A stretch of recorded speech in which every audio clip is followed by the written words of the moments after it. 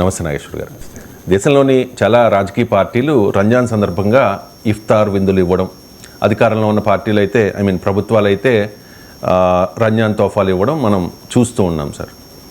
Bharatiya Janata party మొదటి నుంచి కూడా యాజ్ పర్ మై నాలెడ్జ్ ఇఫ్తార్ విందులకు వాళ్ళు వ్యతిరేకం, ఇవ్వరు ఎప్పుడు. కానీ ముస్లింలకు మోదీ రంజాన్ తోఫా, నాకు తెలిసి ఇది ఫస్ట్ టైం సార్, పండగ రోజుల్లో దుస్తులు సహా ఆహార పదార్థాల కిట్ అందచేయబోతూ ఉన్నారు. రంజాన్లో 32 లక్షల మంది ముస్లింలకు ఈ బహుమతి ఇవ్వబోతూ ఉన్నారు. ఇది Bharatiya Janata party first time చేస్తున్న కార్యక్రమం. బీహార్ ఎన్నికల కోసమే ఇప్పుడు మోదీ రంజాన్ తోఫా ఇస్తూ ఉన్నారు అని చెప్పి ప్రతిపక్షాలు ఆరోపణలు చేస్తూ ఉన్నాయి సార్. ఏం సార్, మోదీ రంజాన్ తోఫా ఇవ్వడం వెనుక ఉన్న కారణం ఏమై ఉండవచ్చు? మీకు గుర్తునే ఉంటుంది, గుజరాత్లో ఒకసారి ఆయన కలిసినటువంటి ముస్లింలు ఆ టోపీ ఇస్తే ఆయన పెట్టుకున్న నిరాకరించాడు, తీసిపడేశాడు. తర్వాత ఆయన ఈవెన్ ఇఫ్తార్ పార్టీలు కూడా, ఇప్పుడు మీకు చంద్రబాబు నాయుడు కూడా ఇఫ్తార్ పార్టీ నిర్వహిస్తున్నాడు, ఎన్డీఏ ముఖ్యమంత్రి కూడా. కానీ నరేంద్ర మోడీ ఇఫ్తార్ పార్టీలకు వ్యతిరేకం. ఎందుకంటే మళ్ళీ పైగా ప్రతిపక్ష పార్టీలను మీరు ముస్లింల బుజ్జగింపు రాజకీయాలు నడుపుతున్నారు. సో ఒక లౌకిక రాజ్యంలో ఇఫ్తార్ పార్టీలు ఏంటి, ముస్లిం ఓట్ బ్యాంక్ పాలిటిక్స్ నడుపుతున్నారని చెప్పి తీవ్రంగా అటాక్ చేస్తూ వచ్చారు. ఆఖరికి ముస్లిం ముజ్రా అని చెప్పి 2024 ఎన్నికల సమయంలో పెద్ద ఎత్తున క్యాంపెయిన్ కూడా చేశారు. ముజ్రా అంటే మొఘల్ కోర్టులో డ్యాన్స్ అది. సో ముస్లిం, ముజ్రా, మందిర్, మసీద్, మంగళ సూత్ర అంటూ ఆల్ ఎమ్స్ మీకు ప్రతిపక్షాల మీద దాడి, ప్రత్యేకంగా కాంగ్రెస్ పార్టీ పైన దాడి చేశారు. మీకు సామ్ పెట్రోడా అనే Congress overseas in-charge wealth tax గురించి మాట్లాడిన అంశం, ఆయన మాట్లాడింది వెల్త్ ట్యాక్స్ గురించి. సో వెల్త్ ట్యాక్స్ ప్రపంచంలో సంపన్న దేశాల్లో చాలా చోట్ల ఉంది. అంటే 1,000 కోట్ల రూపాయల ఆస్తులున్న వారిపైన ఆస్తి పన్ను కూడా వేయాలి, వారసత్వ పన్ను కూడా వేయాలి. అంటే వారు 1,000 కోట్ల రూపాయలని తమ పిల్లలకు వారసత్వంగా ఇచ్చినప్పుడు దానిపైన ఇన్హెరిటెన్స్ ట్యాక్స్ వేయాలి అని ఒక ప్రతిపాదించాడు. It serious economic policy suggestion. దానిపైన భిన్నాభిప్రాయాలు ఉండొచ్చు, రైట్ అనొచ్చు, రాంగ్ అనొచ్చు. సో ఇది అమెరికాలో చాలా అడ్వాన్స్ కంట్రీస్లో చాలా చోట్ల ఉంది. దాన్ని ఆధారంగా చేసుకొని చూడండి, మీ పొలం తీసుకెళ్తారట కాంగ్రెస్ వాళ్ళు, మీ ప్లాట్లు తీసుకుంటారట ఇండియా కూటమి వాళ్ళు, మీకున్న అపార్ట్మెంట్ తీసుకెళ్ళి ముస్లింలకు ఇస్తారట అని ఒక ప్రైమ్ మినిస్టర్ స్థాయిలో ఈ స్థాయి మనం ఊహించలేము. ఒక డెమోక్రటిక్ పబ్లిక్ డిస్కోర్స్లో ఇంత స్థాయిలో ట్రివియల్ చేసి పెద్ద అటాక్ చేశారు. మీ మంగళసూత్రాలు తీసుకెళ్ళి ముస్లింలకు ఇస్తారట అని, ముస్లింలకు ఇస్తే మంగళసూత్రాలు ముస్లింలకు ఇస్తారని కూడా ప్రచారం చేశారు. 4+4 ఆఫర్. మొదటిసారిగా కంట్రీ డిలైట్ పాలని 4 రోజులు ఆర్డర్ చేసిన వాళ్ళకి మరో 4 రోజులు ఫ్రీ. ఇంకెందుకు ఆలస్యం, యాప్ని డౌన్లోడ్ చేసుకోండి.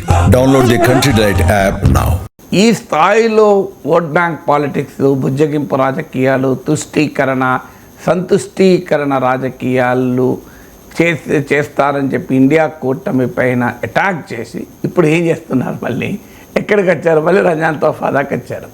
జగన్ యొక్క సెక్యులర్ క్రెడెన్షియల్స్ ప్రదర్శించుకోవటానికి మళ్ళీ బుజ్జగింపు రాజకీయాలు చేయాల్సిన అవసరం లేదు. ఇప్పటికీ కూడా తమ ప్రత్యర్థుల్ని ప్రతిరోజు బీజేపీ అటాక్ చేసేది ఏంటి, బుజ్జగింపు రాజకీయాలు. ఇక్కడ మనం తెలంగాణలో చూస్తుంటాం కదా, మసీదులని అవ్వండి, శివమస్తే మీకు, శివమస్తే మాకు, ఇది రోజు ఇదే కదా అటాక్. సో డైలీ మాబ్ లించింగులు, మూకదాడులు, ఎవడు ఎక్కడ ఏ మాంసం పట్టకపోయినా అందులో ఆవు మాంసం ఉందని చెప్పి వాళ్ళపైన దాడులు, ఇలా ప్రతి ప్రార్థనా స్థలం పైన వివాదాలు, రోజంతా రాజకీయాలంతా దీని చుట్టే కదా. హలాల్ చుట్టూ, కర్ణాటకలో హిజబ్ చుట్టూ రాజకీయం, ఆఖరికి ముస్లిం అమ్మాయిలు వేసుకునే దుస్తులపైన రాజకీయమే, వారి వ్యాపారాలపైన అటాక్, మీకు ఉత్తరప్రదేశ్లో వాళ్ళ పేర్లు రాయాలి బయట అని చెప్పి కండిషన్స్. సో బీజేపీ నడుపుతున్న రాజకీయం అంతా యాంటీ ముస్లిం పాలిటిక్స్. ప్రతిపక్ష పార్టీల్ని అన్నది మీరు ముస్లిం ఓటు బ్యాంక్ రాజకీయాలు నడుపుతున్నారు. ఇప్పుడు రంజాన్ తోఫాలు ఇచ్చే దశకు వచ్చారంటే, నాకు తెలిసినంతవరకు మోడీ ప్రభుత్వం మీకు దసరా తోఫా ఇవ్వడం లేదు, దసరా కానుక, దీపావళి కానుక హిందువులకు ఇవ్వడం లేదు. కానీ ముస్లింలు మాత్రం రంజాన్ తోఫా అంటున్నారు. మరి దీపావళి కానుక రేపు ఉగాది వస్తుంది, మాకు ఉగాది కానుక ఎందుకు ఇవ్వరు? హిందువులకు దసరా కానుక దీపావళి కానుక కూడా ఇవ్వక ముందు మీరు రంజాన్ తోఫా ఇస్తానంటే ఏంటన్నట్లు? నిజంగా ఆ వార్త నిజమే అయితే అంతకన్నా అన్యాయమైంది ఇంకోటి ఉండదు కదా. సో అందువల్ల ఇట్ ఇస్ బేసికల్గా నీవు చెప్తున్న రాజకీయం ఏంటి, చేస్తున్న దాడి ఏంటి, ఇప్పుడు జరుగుతున్న వ్యవహారం ఏంటి? సో అందువల్ల అంటే రాజకీయాల్లో మనం ఏ వైఖరైనా తీసుకుంటే చెల్లుతుంది అనుకుంటే ప్రజలు గమనిస్తారు కదా. Yes sir. ఇక బీహార్లో ఈ ఏడాది చివరిన ఎన్నికలు జరగబోతూ ఉన్నాయి. సో నితీష్ కుమార్ చుట్టూనే అక్కడ రాజకీయం జరుగుతోంది సార్. నితీష్ నేతృత్వంలోనే భారతీయ జనతా పార్టీ కూడా అక్కడ ఎన్నికలకు వెళుతోన్న పరిస్థితి. కానీ రీసెంట్గా ప్రశాంత్ కిషోర్ అండ్ తేజస్వి యాదవ్ లాంటి వాళ్ళు నితీష్ కుమార్ మెంటల్లీ అన్ఫిట్, ఆయన ఆరోగ్యకరంగా లేరు, ఆయనకి స్పృహ ఉండట్లేదు ఒక్కొక్కసారి అంటూ రకరకాల కామెంట్స్ చేస్తున్న పరిస్థితి. సో నితీష్ కుమార్ తర్వాత ఎవరు ఆ పార్టీకి అనే ప్రశ్న ఒకటి తలెత్తుతోంది సార్. నితీష్ కుమార్ తర్వాత ఎవరు సార్? అంటే ఈ ప్రశ్న తలెత్తడానికి కూడా కారణం ఏంటంటే నితీష్ కుమార్ మొదటి నుంచి కూడా వారసత్వ రాజకీయాలకు వ్యతిరేకం. ఆయన కర్పూరి ఠాకూర్ నాకు ఆదర్శమని, కర్పూరి ఠాకూర్ తన కుటుంబాన్ని కంప్లీట్గా రాజకీయాలకు దూరంగా పెట్టి సామాజిక న్యాయానికి కట్టుబడినటువంటి నాయకుడు. సో నేను కర్పూరి ఠాకూర్ అడుగుజాడల్లో నడుస్తాను గనక నేను వారసత్వ రాజకీయాలకు వ్యతిరేకము అనే స్టాండ్ తీసుకున్నాడు. నిజంగా కూడా ఆయన కొడుకు Nishant Kumar, I think is N engineer, software ఉద్యోగం అనుకుంటాను, బట్ డెఫినెట్గా ఇంజనీర్. సో ఆయన ఇప్పటి వరకు నితీష్ కుమార్ 9 సార్లు ముఖ్యమంత్రి అయ్యాడు, మామూలు కాదు కదా. కానీ ఇప్పటి వరకు ఆయన తన తండ్రి ఇటీవల కాలం వరకు తన తండ్రి అధికారిక కార్యక్రమాలకు దూరంగా, రాజకీయాలకు దూరంగా ఉంటూ వచ్చారు. నా గుర్తున్నంతవరకు నితీష్ కుమార్ సతీమణి దాదాపు 18 ఇయర్స్ క్రితమే చనిపోయారనుకుంటాను.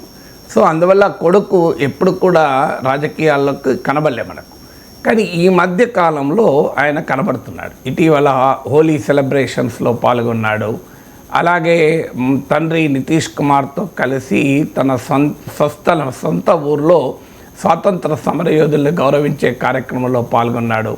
పార్టీ నిర్వహించే కార్యక్రమాల్లో కనబడుతున్నాడు. నితీష్ కుమార్ను ఎన్డీఏ ముఖ్యమంత్రిగా ప్రకటించాలి అని సౌండ్ బైట్ కూడా ఇచ్చాడు. అంటే పొలిటికల్గా స్టేట్మెంట్లు కూడా ఇస్తున్నాడు. సో ఇదంతా చూస్తే ఏమర్థమవుతుందంటే నితీష్ కుమార్ కూడా కొడుకును రాజకీయాల్లోకి తీసుకురాబోతున్నాడు అనేది ఆటోమేటిక్గా చర్చ మొదలైంది.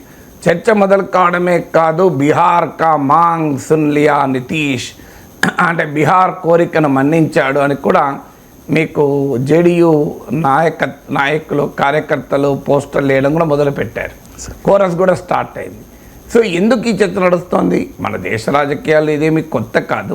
చంద్రబాబు నాయుడు కొడుకు లోకేష్, రాజశేఖర రెడ్డి కొడుకు జగన్మోహన్ రెడ్డి, కరుణానిధి కొడుకు స్టాలిన్, కేసీఆర్ కొడుకు కేటీఆర్, బిజు పట్నాయక్ కొడుకు నవీన్ పట్నాయక్, మమతా బెనర్జీ మేనల్లుడు అభిషేక్ బెనర్జీ, ములాయం సింగ్ యాదవ్ కొడుకు అఖిలేష్ యాదవ్, లాలూ ప్రసాద్ యాదవ్ కొడుకు తేజస్వి యాదవ్, రామ్ విలాస్ పాస్వాన్ కొడుకు మీకు చిరాగ్ పాస్వాన్, ముఫ్తీ మహమ్మద్ సయీద్ కూతురు మహబూబా ముఫ్తీ, షేక్ అబ్దుల్లా కొడుకు ఫరూక్ అబ్దుల్లా కొడుకు ఇప్పుడు ఒమర్ అబ్దుల్లా, బాలాసాహెబ్ ఠాక్రే కొడుకు ఉద్ధవ్ ఠాక్రే కొడుకు ఇప్పుడు ఆదిత్య ఠాక్రే, మీకు శిబు సరేన్ కొడుకు హేమంత్ సరేన్, శరద్ పవార్ కూతురు సుప్రియా సూలే.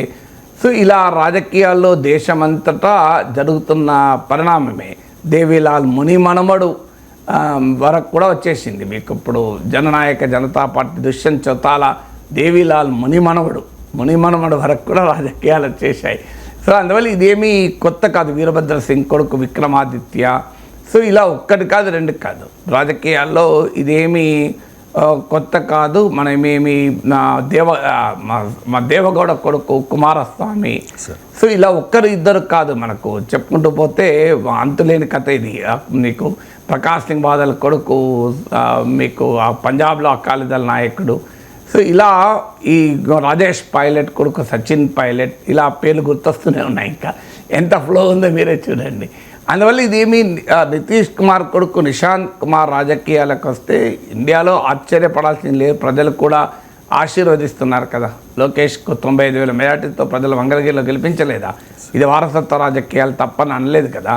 మీకు రాజశేఖర రెడ్డి కొడుకని చెప్పుకునే కదా జగన్మోహన్ రెడ్డి అధికారంలోకి వచ్చింది. లేకపోతే జగన్మోహన్ రెడ్డి చేసిన రాజకీయ పోరాటం ఏంటి, ప్రజా పోరాటం ఏంటి? రాజశేఖర రెడ్డి మరణం వరకు జగన్మోహన్ రెడ్డి ఒక సాధారణ పార్లమెంటు సభ్యుడే కదా.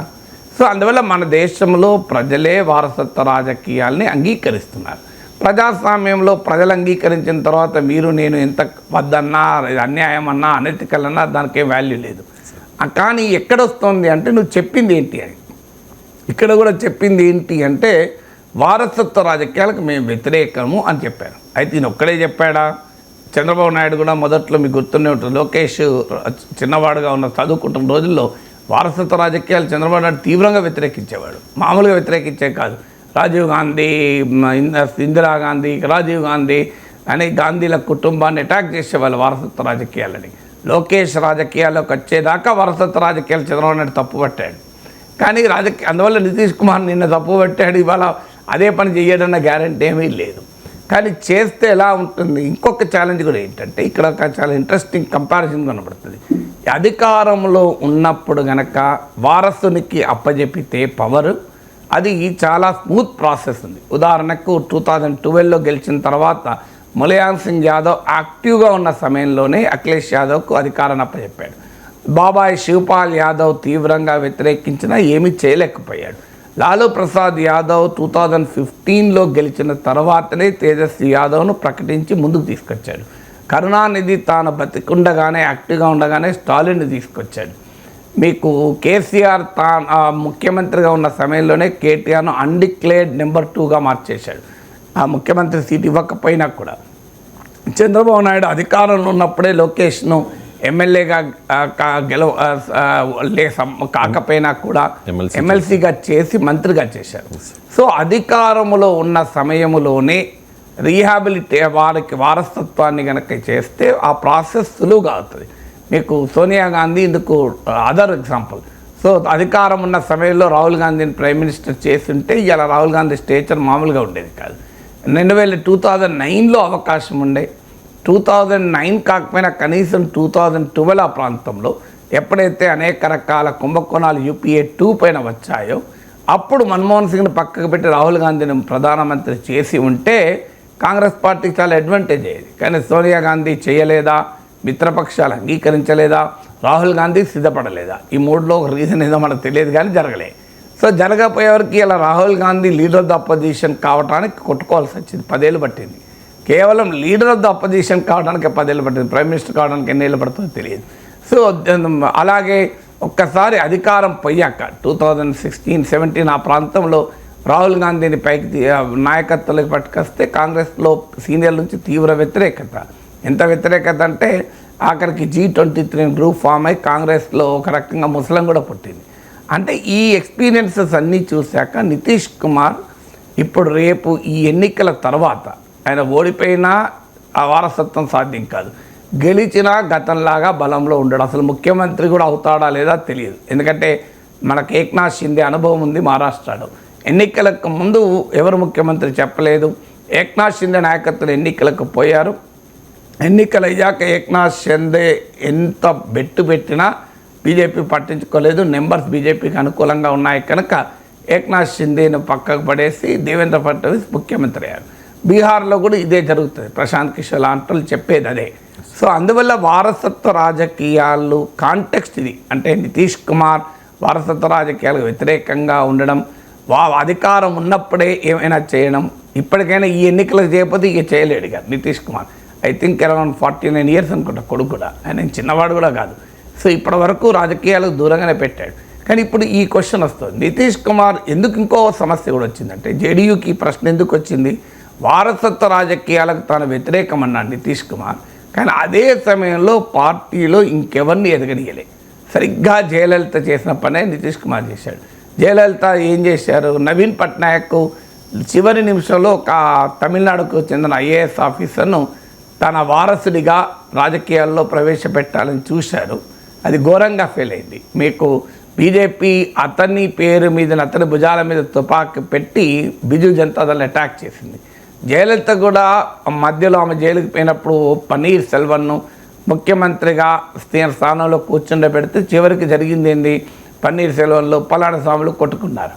సో అందువల్ల వారసుడిగా ప్రకటించక వారసత్వానికి వ్యతిరేకం ఉండడం వేరు, ఇంకా ఏ నాయకుడిని కూడా చివరి దశ వరకు ఎదగనివ్వకపోవడం. ఇప్పుడు జయలలిత, నవీన్ పట్నాయక్లు చేసిన వ్యవహారం అది. అంటే సెకండ్ జనరేషన్ ఆఫ్ లీడర్షిప్ ఎదగనియరు. ఇప్పుడు మీకు నితీష్ కుమార్ చేసింది కూడా అదే. జార్జ్ ఫెర్నాండెస్కు వ్యతిరేకంగా శరద్ యాదవ్ను నితీష్ కుమార్ ముందు పెట్టాడు.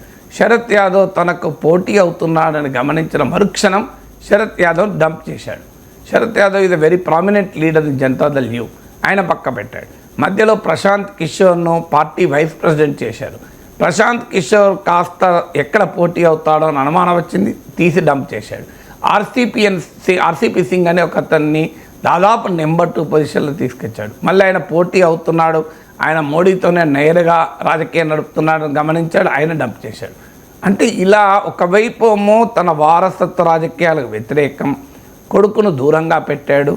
సో వారసత్వ రాజకీయాలు తన వ్యతిరేకమని చెప్పడమే కాదు, ఎక్కడ ఆ సంకేతం కూడా ఇటీవల కాలంలోకి ఇవ్వలేదు. మరోవైపు ఏమో నెక్స్ట్ జనరేషన్ లీడర్షిప్ లేకుండా వేశాడు. ఇప్పుడు జేడీయూ పరిస్థితి ఏంటి? రెంటచెడ్డ రేవడి. కనీసం ఆర్జేడీ, డిఎంకే, టీడీపీ ఇలా పార్టీలలాగా ముందుగానే సెకండ్ జనరేషన్ లీడర్షిప్ను స్పష్టంగా ముందు పెట్టి ఇష్టం ఉన్నా లేకపోయినా వాళ్ళు ఏమి చేయలేని పరిస్థితి. ఇప్పుడు అందరికీ తెలుసు తెలుగుదేశంలో నెక్స్ట్ చీఫ్ మినిస్టర్ టీడీపీ తరఫున లోకేష్ అని, యనమల రామకృష్ణుడు, అచ్చెన్నాయుడు ఏమైనా చేస్తారా? ఇష్టం ఉంటే ఉండాలి పార్టీలు, ఇష్టం లేకపోతే వెళ్ళిపోవాలి. ఇది క్లియర్గా మెసేజ్ చంద్రబాబు నాయుడు ఇచ్చేశాడు. సో ఆ రకంగా మెసేజ్ ఇవ్వకపోవడం వల్ల ఇవాళ ప్రాబ్లం వచ్చేసింది. అందువల్ల ఇప్పుడు ఎవరున్నా సమస్యే. ఒకటి, గతంలో లాగా నితీష్ కుమార్ యాక్టివ్గా లేడు. ఈవెన్ ప్రశాంత్ కిషోర్ లాంటాడైతే ఆయన మంత్రివర్గంలో ఉన్న సభ్యులు శాఖలే చెప్పలేడు అంటున్నాడు. సో అది ఎలా ఉన్నప్పటికీ but Nitish Kumar is certainly not as active as he was. Perhaps it is the last election. ఇప్పుడు ఎవరు వారసుడు అన్నప్పుడు ఇప్పుడున్న లల్లన్ సింగ్ అని, అలాగే అశోక్ చౌదరి, సంజయ్ జా అని 3 నాయకులు ఉన్నారు. ఈ 3లో ఎవరిని చేసినా పార్టీ తీవ్రమైన కుంపట ఎదుర్కొంటుంది. కొంతమంది బీజేపీలోకి వెళ్ళిపోవచ్చు, కొంతమంది ఆర్జేడీలోకి వెళ్ళిపోవచ్చు. ఈలోగా బీజేపీ అసలు జేడీయూని తీసుకొచ్చి బీజేపీలో మెర్జ్ చేయమని కూడా అంటోంది. సో బీజేపీ మెర్జర్ రాజకీయాలకు కూడా డిమాండ్ చేస్తుంది, పవన్ కళ్యాణ్ జనసేనను మెర్జ్ చేయమని అడిగినట్లు. సో అందువల్ల లేదు, నిశాంత్ కుమార్ను ముఖ్యమంత్రిగా ప్రొజెక్ట్ చేస్తే జేడీయూ ఫ్యూచర్ నాయకుడిగా డెఫినెట్గా పార్టీలో ఇప్పటి వరకు అసలు వారసుడు రాడు అనుకొని తమకే నెక్స్ట్ అధికారం వస్తుందని ఆశపడ్డ జేడీయూ నాయకులంతా తిరుగుబాటు చేస్తారు. సో అందువల్ల it's a very big challenge. బహుశా చూస్తున్న వాతావరణం చూస్తే నితీష్ కుమార్ తెలివిగా ఎవరిని తర్వాత సెకండ్ ర్యాంక్ రానివ్వలేదు కనుక అనివార్యంగా నిశాంత్ కుమార్ వస్తే రావచ్చు పైకి. కానీ జేడీయూ నితీష్ కుమార్ నాయకత్వంలో ఐక్యంగా ఉన్నంతైతే నిశాంత్ కుమార్ నాయకత్వంలో ఉండే అవకాశమే లేదు. మళ్ళీ ప్రజల్లో గనక పెద్ద అనుకూలత నిశాంత్ కుమార్ తెచ్చుకుంటే అప్పుడు నాయకులందరూ చేరుతారు. అప్పటిదాకా ఇది బిగ్ ఛాలెంజ్. ఇక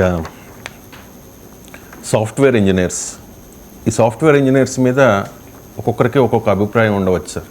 వాళ్ళు ఏదో సిస్టమ్ మీద కూర్చుంటారు, ఏదో జస్ట్ అలా వర్క్ చేస్తే లక్షలు వచ్చి పడిపోతాయని చెప్పి. కానీ వాస్తవంగా చూస్తే పరిస్థితి అలా ఉండదు. ప్రతి షిఫ్ట్లోనూ పనిచేయడానికి అడ్జస్ట్ అవ్వాలి, ఏది పడితే అది తినడానికి కూడా అడ్జస్ట్ అవ్వాల్సిన పరిస్థితి. ఎందుకంటే చాలామంది సాఫ్ట్వేర్ ఇంజనీర్స్ని చూస్తూ ఉన్నాం కాబట్టి. సో కూనంనేని సాంబశివరావు గారు ఎమ్మెల్యే, ఆయన అసెంబ్లీలో, తెలంగాణ అసెంబ్లీలో ఒక కామెంట్ చేశారు సార్. ఈ సాఫ్ట్వేర్ ఇంజనీర్స్కి కార్మిక చట్టాలు వర్తించవా, వాళ్ళ శ్రమను దోపిడీ చేస్తూ ఉన్నారు, వాళ్ళ మేధస్సును దోపిడీ చేస్తూ ఉన్నారు అని చెప్పి. ఒకసారి ఎమ్మెల్యే గారు బయట ప్లీజ్. ఆ పిల్లలు తమ యవ్వనం మొత్తాన్ని కరిగిస్తున్నారు, తమ శక్తినంతా కరిగిస్తున్నారు, తమ ఉన్న మేధస్సు మొత్తాన్ని కరిగిస్తున్నారు. ఈ సాఫ్ట్వేర్ కంపెనీలకు సంబంధించి సాఫ్ట్వేర్ కంపెనీల్లో అసలు మొత్తం ఎంతమంది కార్మికులు ఉన్నారు? కార్మికులు ఇన్ ద సెన్స్ ఉద్యోగస్తులు సాఫ్ట్వేర్. దానిపైన మీరు మీ క్లారిటీ కూడా మరలా మీరు అవకాశం ఉన్నా లేకపోతే మీరు చెప్పాలని కోరుతా ఉన్నాను. వాళ్ళకి కార్మిక చట్టాలు అమలు అవుతాయా లేదా? వాళ్ళకి ఎన్ని పని గంటలు ఉంటాయి రోజుల్లో? ఇవన్నీ వారికి రిటైర్మెంట్ అనేది ఉంటుందా లేదా? దానికి ఏమైనా వయస్సు లిమిట్ ఉంటుందా లేదా? తర్వాత రిటైర్మెంట్ తర్వాత వారికి ఏమైనా బెనిఫిట్స్ ఉంటాయా లేదా? లేకపోతే వారికి చట్టబద్ధంగా ఏమైనా సౌకర్యాలు ఉన్నాయా లేవా, ఇవన్నీ they are the lot of questions to be answer. Why? Because మనం శ్రమ ఎక్కడో దోపిడీ లేదు, ఇక్కడ మన కళ్ళ ముందే దోపిడీ జరుగుతుంది.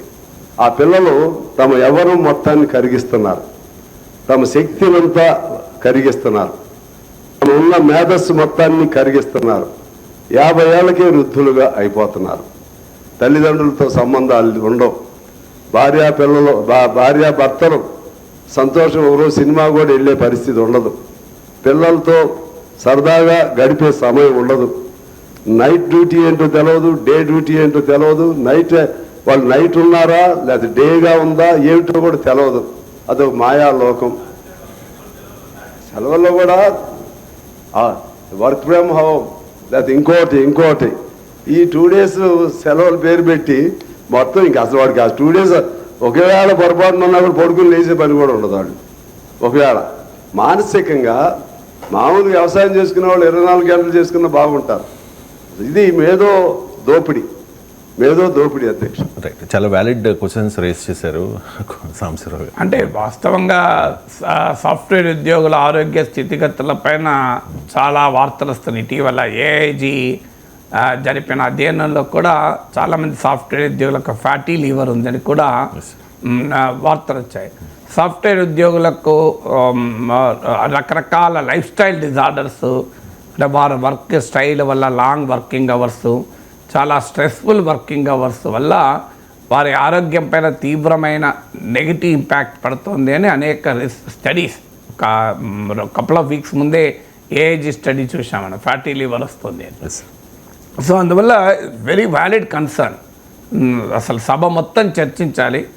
కోననేని కమ్యూనిస్ట్ నాయకుడు గనక శ్రమ దోపిడీ గురించి మాట్లాడాడు. వాస్తవంగా సభ అంతా మాట్లాడాలి, ఎందుకంటే ఇదే ఒక పెద్ద సంపద సృష్టికర్తలు ఈ దేశంలో. భారతదేశంలో అత్యాధునిక రంగాల్లో ఒకటి, దేశ ప్రతిష్టను అంతర్జాతీయంగా ఇన్వడించిన రంగం, దేశానికి గర్వకారణంగా ఉండేటువంటి రంగం సాఫ్ట్వేర్ రంగం. అనేక సాధారణ మధ్యతరగతి కుటుంబాలకు కొత్త జీవితం ఇచ్చిన రంగం. ఇప్పుడు మా ఇంట్లోనే మా సొంత బావ ఆయన సింగరేణి కాలరీస్లో ఒక సాధారణ వర్కర్, RK3లో సాధారణ వర్కర్గా పనిచేశారు. ఇవాళ 2 పిల్లలు, 2 అమెరికాలో ఉన్నారు. వాళ్ళకి ఇండియాలో కంపెనీ, అమెరికాలో కంపెనీ. ఇవాళ పేరెంట్స్ కొరకు ఎంతైనా ఖర్చు పెట్టగలిగే శక్తులు ఉన్నారు. మా సొంత మేనత్త హస్బెండ్ ఎలక్ట్రీషియన్, మీకు మందమరిలో KK2లో కొన్ని కిలోమీటర్లు బావిలో దిగి ఎలక్ట్రీషియన్గా పనిచేసే సాధారణ ఉద్యోగి. ఇవాళ 2 మా అత్తమ్మ మామయ్య 2 అమెరికాలో ఉన్నారు, 2 కొడుకులు అమెరికాలో ఉన్నారు. వారికి ఇలా హైయెస్ట్ పొజిషన్లు టాప్ కంపెనీస్లో పనిచేస్తున్నారు. సో ఇలా చెప్పుకుంటూ పోతే ప్రతి ఇంట్లో ఇలాంటి స్టోరీస్ ఉంటాయి. ఒక సాధారణమైనటువంటి ఉద్యోగి కూడా ఇవాళ సాధారణ మధ్యతరగతి కుటుంబాలకు కొత్త జీవితాన్ని ఇచ్చినటువంటి రంగం. ఇదంతా ఒక పాజిటివ్ ఆస్పెక్ట్. మంచి జీతాలు, మెరుగైనటువంటి లైఫ్ సాలరీస్. ఖాళీగా కంప్యూటర్ ముందు కూర్చొని ఏదో చేస్తుంటే జీతాలు వస్తున్నాయని అనుకుంటున్నారని మీరు అన్నారు. అలా అనుకుంటున్నారని అనుకోరు, కానీ డెఫినెట్గా వాళ్ళకి మంచి శాలరీస్ వస్తున్నాయని మాత్రం అనుకుంటున్నారు. కష్టపడ్డా ఇతర రంగాల్లో మీకు ఎంత కష్టపడ్డా కూడా ఆ స్థాయిలో శాలరీస్ ఆదాయాలు ఉండవు కనుక ఇక్కడ ఎలా అట్లీస్ట్ కష్టపడితే శాలరీస్ ఉంటాయి, పర్క్స్ ఉంటాయి, బోనస్లు ఉంటాయి, వారికి రెగ్యులర్ పే స్కేల్స్ పెరుగుతుంటాయి. ఇది ఒక వండర్ఫుల్ లైఫ్ అని మాత్రం ఖచ్చితంగా ఉంది. సో కానీ ఈ సాఫ్ట్వేర్ రంగం కూడా ఒక మయసభ లాంటిది. మనకు ఇదంతా ఒక నాణానికి ఒకవైపు మాత్రమే. మరోవైపు అనేక రకాల హెల్త్ డిజార్డర్స్, ఒక కాన్స్టాంట్ స్ట్రెస్లో పనిచేయాల్సి ఉంటుంది. ఎప్పుడు ఉద్యోగం పోతుందో తెలియదు. హయ్యెస్ట్ లెవెల్ ఆఫ్ జాబ్ ఇన్సెక్యూరిటీతో బతకాలి. నిన్న కాక మొన్న మీకు ఇన్ఫోసిస్లో 700 మందిని ట్రైనింగ్లో ఉన్నప్పుడు తీసేశారు. అంటే ఆర్గ్యుమెంట్ ఏంటి? కంపెనీది మా పద్ధతి అది, మేము క్యాంపస్ రిక్రూట్మెంట్ చేసుకున్నాం, వారికి ట్రైనింగ్ ఉంటుంది, వాళ్ళకు 3 టెస్టులు ఉంటాయి, ఆ 3 టెస్టులలో పర్ఫామ్ చేయకపోతే వాళ్ళు తీసేస్తామని. నా క్వశ్చన్ ఏంటంటే, ఎవరో ఒక్కరో 2 10 మందో క్యాంపస్ రిక్రూట్మెంట్లో సెలెక్ట్ అయ్యారంటేనే అర్థం ఒక 3-4 రకాల టెస్టులు పెట్టి, గ్రూప్ డిస్కషన్లు పెట్టి, పర్సనల్ ఇంటర్వ్యూలు చేసి, పర్సనాలిటీ టెస్ట్లు వేసి, రిటర్న్ టెస్ట్లు వేసి సెలెక్ట్ చేస్తారు. ఒక క్యాంపస్ రిక్రూట్మెంట్లో సెలెక్ట్ అయ్యారంటేనే, ఆ టాలెంట్ ఉంటేనే ఇన్ఫోసిస్ సెలెక్ట్ చేసుకుంటుంది. లేదా వాళ్ళని సెలెక్ట్ చేసుకుని వాళ్ళ ట్రైనింగ్ పైన ఖర్చు పెట్టరు కదా. అలా సెలెక్ట్ చేసుకున్న తర్వాత వారి ఎక్స్పెక్టేషన్స్ తగినంతగా పర్ఫామ్ చేయలేదు అంటే ఎస్, ఇట్ ఇస్ పాసిబుల్ కొంతమంది విషయంలో. కానీ 700 మంది విషయంలో సాధ్యం కాదు అది. 5, 10, 20 మందో 50 మందో వాళ్ళు రిక్రూట్ చేసుకున్నా కూడా ఎక్స్పెక్టేషన్స్కి తగ్గట్టుగా పనిచేయాలంటే అర్థం చేసుకోగలం. 700 మంది పని చేయకుండా ఉండరు. సమస్య ఏంటంటే వారికి అప్పుడు క్యాంపస్ రిక్రూట్మెంట్ అప్పుడు ఉద్యోగాలు అవసరం ఉండే, ఇప్పుడు అవసరం లేదు అని వాళ్ళను తొలగించేశారు. సో 700 మందిని ఒక్క వేట్తో తొలగించారు. సో ఎక్కడ ట్రాన్స్పరెన్సీ లేదు, అకౌంటబిలిటీ లేదు. మీరు ఈవెన్ వాళ్ళని తొలగించే ప్రాసెస్ చేసినప్పుడు మొబైల్ ఫోన్లు తీసుకురావద్దు, అంటే మీరు ఎవరికి మెయిల్ చేయకూడదు, ఫోటోలు తీయకూడదు, ఇలాంటి కండిషన్స్ కూడా పెట్టారు. మరోవైపు నారాయణమూర్తి లాంటి వాళ్ళు 70 గంటలు పనిచేయండి అంటే, మీకు L&T చీఫ్ లాంటి వాళ్ళు 90 గంటలు పనిచేయండి, అసలు భార్య మొక్కను చూసుకుంటూ కూర్చుంటే ఏం ఆనందం ఉంటుంది, అసలు మీకు ఇంట్లో ఎక్కువ రోజులు ఉంటే మీ భార్య మీకు విడాకులు ఇస్తుంది, ఇలాంటి చెత్త అంతా మాట్లాడుతున్నారు. సో కార్పొరేట్ చీఫ్టన్స్ మాట్లాడుతున్న తీరు ఒక రకంగా శ్రమ దోపిడే కాదు, శ్రమ చేసే వారి పట్ల ఒక ఏవ్య భావమా, తృణీకరణ భావము ఉంటుంది. నిజంగా L&T చైర్మన్ మాట్లాడుతున్నారంటే L&T చైర్మన్ లాగా సంపదలో వాటా ఉంటే ఎవరైనా మాట్లాడతారు. నువ్వు L&T చైర్మన్కు ఉన్నట్లు 24 గంటలు కాదు 36 గంటలు పనిచేస్తారు, 100 కోట్లు ఇస్తావా సాఫ్ట్వేర్ ఉద్యోగికి ఇచ్చే జీతం ఎంత, యజమానికి వచ్చే వాటా ఎంత? నారాయణమూర్తిలు L&T చైర్మన్లకు వారి కంపెనీ పెరుగుతున్న సంపదలో వాళ్ళకి వచ్చే వాటా ఎంత, ఒక సాధారణ సాఫ్ట్వేర్ ఉద్యోగికి వచ్చే జీతం ఎంత? ఈ రెండింటి ఎట్లా కంపేర్ చేస్తారు? యజమాని ఎప్పుడైనా ఎక్కువసేపు పనిచేస్తారు, ఎందుకంటే ఆస్తంతా అతందే, సంపద అంతా అతందే కనుక. ఆ CEO లెవెల్లో ఉన్న వాళ్ళు ఎక్కువ పనిచేస్తారు, ఎందుకంటే వాళ్ళకి వచ్చే శాలరీస్ మామూలు కాదు కదా, 100 కోట్ల రూపాయల జీతాలు వస్తాయి. కానీ ఒక సాఫ్ట్వేర్ ఉద్యోగి కూడా పనిచేయాలి, మీకు సోషల్ లైఫ్ అవసరం లేదు, మీరు 70 గంటలు పనిచేయాలి అంటే అర్థం ఎన్ని గంటలు పనిచేయాలి? 5 అవర్స్ అంటే 14 అవర్స్ పర్ డే పనిచేయాలి. 14 అవర్స్ పర్ డే పనిచేశాక ఇవాళ ఏం చేయాలి? అందువల్ల ఇవాళ స్లీప్ డిజార్డర్స్ ఒక పెద్ద ఛాలెంజ్ వస్తుంది, స్లీప్ ఎపిడమిక్, నిద్ర లేకపోవడం సరిగా. సో ఇలాంటి ఛాలెంజెస్ వస్తుంది. జాబ్ ఇన్సెక్యూరిటీ కాదు, మీకు ఒక 10 ఏళ్ళు జాబ్లో ఉంటారు, 10 ఏళ్ళు జాబ్లో ఉన్న తర్వాత ఒక మిడిల్ లెవెల్కి వచ్చే వరకు వాళ్ళ శాలరీ ఎక్కువ ఉంటుంది. కంపెనీలు ఏం చేస్తున్నాయి తెలివిగా, ఈ మిడిల్ లెవెల్కి వచ్చే వరకు వీరికి ఎక్కువ జీతం ఇవ్వాలి కనుక వీళ్ళని తీసేసి ఏదో రూపంలో వీళ్ళకు పింక్ స్లిప్ అని చూపెట్టేసి వీళ్ళని పంపించేసి యంగ్స్టర్స్ని తీసుకొని అదే పనిని యంగ్స్టర్తో చేయించుకుంటున్నారు. సో ఒక రకంగా ఇదొక శ్రమ దోపిడీ. ఎందుకు తీసేస్తారో ఆన్సర్ లేదు, ఎప్పుడు తీసేస్తారో తెలియదు, తెల్లారి ఉదయం లేసే వరకు యు ఆర్ రిమూవ్డ్ అనే ఈమెయిల్ వచ్చేదాకా తెలియదు. ప్రపంచంలో ఇంత అస్థిరమైనటువంటి జీవితాలు ఉద్యోగాల్లో ఉండవచ్చా? ఎస్, తీసేసిన దానికో పద్ధతి ఉండాలి. నీకు సడన్గా ఈమెయిల్ వచ్చేదాకా రోజు బిజినెస్ మెయిల్ ఐడి ఓపెన్ చేసుకోవాలంటే టెన్షనే, ఏమొస్తుందో తెలియదు, మేనేజర్ ఏ టాస్క్ ఇస్తాడో తెలియదు, దేనిపైన వాయించబడేస్తాడో తెలియదు, ఆఖరికి నీ ఉద్యోగం రిటర్న్ చేయమని మెసేజ్ వస్తుందో తెలియదు. ఇంత ఆందోళనకరమైన పరిస్థితుల్లో సాఫ్ట్వేర్ ఉద్యోగులు ఎందుకు పనిచేయాలి? అక్కడ ట్రంప్కు జలుబు చేసినా ఇక్కడ మనం తుమ్మాలి, ఆడ ఇలాన్ మస్క్కు తలనొప్పి లేసినా ఇక్కడ టెన్షన్ పడాలి, ఎప్పుడు ఏమవుతుందో తెలియదు. సో జేడీ వాన్స్ లాంటి వాడు వచ్చి గ్రీన్ కార్డు ఉన్నంత మాత్రాన ఇక్కడే ఉంటామన్న గ్యారంటీ లేదంటాడు. సో ఇన్ని రకాలైనటువంటి ఒత్తిళ్లకు ఉంటూ సాఫ్ట్వేర్ ఉద్యోగం పనిచేయాలి. అని వీళ్ళు కూడా ప్రజలే కదా, వారికి కూడా కొన్ని హక్కులు ఉండాలి కదా. ఎందుకంటే ఇవాళ IT కంపెనీలు పెడితే ప్రభుత్వాలు ల్యాండ్ ఇచ్చి, ట్యాక్స్ ఇన్సెంటివ్స్ ఇచ్చి, నానా రకాలుగా వాళ్ళకి బెనిఫిట్లు ఇస్తున్నారు కదా. మరి అంత లాభాలు పొందుతున్నప్పుడు వీరి శ్రమను ఆధారంగా చేసుకొని, వీరి మేధోశక్తిని ఆధారంగా చేసుకుని కోట్లు సంపాదిస్తున్నప్పుడు మానవీయమైనటువంటి దృక్పథంతో ఉండకూడదా? మినమే కొన్ని నేను అడిగింది క్వశ్చన్ కరెక్ట్, వాళ్ళకి హక్కులు ఏమి ఉండవు, అసలు ట్రేడ్ యూనియన్లు పెట్టుకోలేరు. దేనికంటే ఇది గ్లోబల్ మార్కెట్కి పనిచేయాలి. మీరు 4 రోజులు స్ట్రైక్ చేస్తే అక్కడ క్లయింట్ టైంకు సాఫ్ట్వేర్ డెలివర్ చేయకపోతే ఈ గ్లోబలీ కాంపిటేటివ్ ఎన్విరాన్మెంట్లో IT ఇండస్ట్రీ పనిచేయదంటున్నారు. కాదని నేను దట్స్ రియాలిటీ ఇక్కడ. కానీ అదే సమయంలో కార్మికులు, కంపెనీలు, వ్యాపార వ్యవస్థలు ఏ రకంగా పనిచేయాల్సి వస్తుందో అర్థం చేసుకోవాలి ఉద్యోగులు కూడా, మరి యాజమాన్యాలు కూడా అర్థం చేసుకోవాలి కదా. సో ఒకప్పుడు కనీసం ఒక బెటర్ ఇన్సెంటివ్స్ అని ఉండేవి, ఇప్పుడు ఆ ఇన్సెంటివ్స్ కూడా పోతున్నాయి. మరోవైపు ఆర్టిఫిషియల్ ఇంటెలిజెన్స్ తన్నుకొస్తుంది, ఏం రిడెండెంట్ ఉద్యోగాలన్నింటినీ ఇర్రెలవెంట్ చేస్తుంది, లోయర్ లెవెల్ ఉద్యోగాలను ఇర్రెలవెంట్ చేస్తుంది. ఏఐ మామూలుగా పనిచేయలేదు, కొత్త ఇప్పుడు డీప్సీకి వచ్చింది, డీప్సీక్ తర్వాత మానుస్ వచ్చింది, మానుస్ ఇంకా ఎక్కువ మోర్ ఎఫెక్టివ్గా పనిచేస్తుంది అంటున్నారు. సో మీకు ఒక వెబ్సైట్, ఒకప్పుడు ఒక వెబ్సైట్ డిజైన్ చేయాలంటే ఒక నెల రోజులు నలుగురికి ఉద్యోగం వచ్చేది.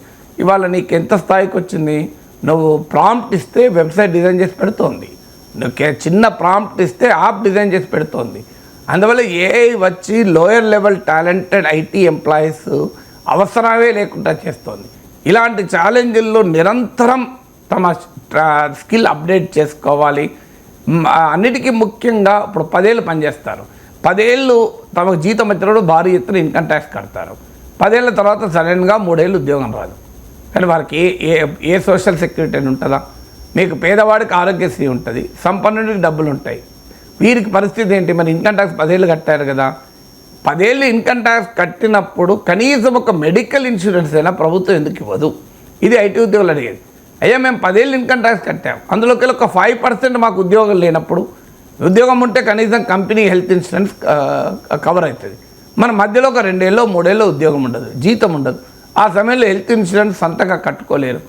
10 ఏళ్ళు ఇన్కమ్ ట్యాక్స్ కట్టినప్పుడు ఒక 2 ఏళ్ళు గ్యాప్ ఉంది, 3 ఏళ్ళు గ్యాప్ ఉంది, ఆ 3 ఏళ్ళు అట్లీస్ట్ హెల్త్ ఇన్సూరెన్స్ ఎక్స్టెండ్ చేయండి, ప్రభుత్వం కట్టండి ఆ ప్రీమియం. అప్పటిదాకా యాజమాన్యం కట్టింది కదా.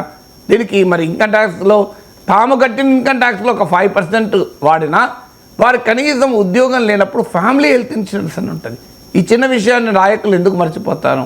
10 ఏళ్ళు 15 ఏళ్ళు ఇన్కమ్ ట్యాక్స్ కట్టిన వాళ్ళని అడిగేది, మీరు పెట్టండి కనీసం ఒక 5 years ఇన్కమ్ ట్యాక్స్ కడితే 1 year మెడికల్ ఇన్సూరెన్స్ ప్రభుత్వం స్పాన్సర్ చేస్తుంది ఉద్యోగం పోయినప్పుడు.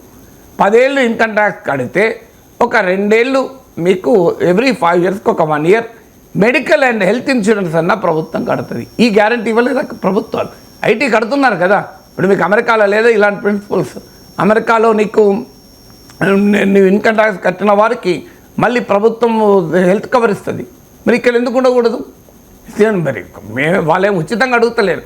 మీరు ఒక్కవైపు ఏం పని చేయకపోయినా పైసలు ఇస్తాం, ఇంట్లో పండుకుంటే పైసలు ఇస్తాం, నిద్ర లేకపోతే ఇస్తాం, నిద్రపోతే ఇస్తాం, అవసరం ఉన్నా లేకపోయినా అసలు పని చేయకపోతే పైసలు ఇస్తామని చెప్పి ప్రభుత్వాలు పేదలకు ఉద్ధరిస్తామన్న పేరిట పేదలు పనిచేయాల్సిన అవసరం లేదు అనే ఒక ఫ్రీబీస్ ఉచితాల సంస్కృతి పట్టుకొస్తున్నారు. మరోవైపు దేశ సంపదకు కారణమై విలువైన ఫారిన్ ఎక్స్చేంజ్ తీసుకొస్తూ తాము ఉద్యోగం చేస్తున్న సమయంలో భారీ ఎత్తున ఇన్కమ్ ట్యాక్స్ కడుతున్న వారికి ఇన్ రిటర్న్ ప్రభుత్వం ఏమిస్తుంది అని అడుగుతున్నారు. జీరో కదా, ఏమి ఇవ్వదు కదా. వీళ్ళు ఓటు బ్యాంకులకు కారు, వీళ్ళకి ఏ రకమైన హామీలు ఉండవు. మీరు రాజకీయ పార్టీలు ఎన్నికలప్పుడు మేము అధికారంలోకి వస్తే సాఫ్ట్వేర్ ఉద్యోగులకు ఇది ఇస్తామని అన్నారా? సాఫ్ట్వేర్ ఉద్యోగులు ఇష్యూనే కాదు, మీకు ప్రైవేట్ రంగంలో పనిచేసే షాపింగ్ మాల్లో, నర్సింగ్ హోముల్లో, స్కూళ్ళలో, ఎన్నిట్లో సర్వీస్ సెక్టర్లో పనిచేసే కోట్లాది మంది ఉద్యోగులు ఉన్నారు. సాఫ్ట్వేర్ ఉద్యోగులు ఎందుకు మాట్లాడుకుంటున్నారంటే they are contributing to the prosperity of the economy in a very big way కదా. $4 సంపాదించిన వాళ్ళు ఉన్నారు. ఐటీ కడుతున్నారు కదా. ఇవాళ సాఫ్ట్వేర్ ఉద్యోగి బేసిక్ లెవెల్ ఉద్యోగి కూడా బోలెడంత ఐటీ కడుతున్నాడు. కట్టినప్పుడు నేను అడుగుతున్నది అంటే what is government giving in return? వారికి ఏ సోషల్ సెక్యూరిటీ ఉండదా? వాళ్ళ కనీసం హెల్త్ సెక్యూరిటీ ఉండదా? కంపెనీల పైన కనీసమైన బాధ్యతనే పెట్టరా? వర్కింగ్ అవర్స్ ఉండవా? So minimum social security laws ఉండవా అనేది అడుగుతున్న ప్రశ్న కదా. Thank you so much.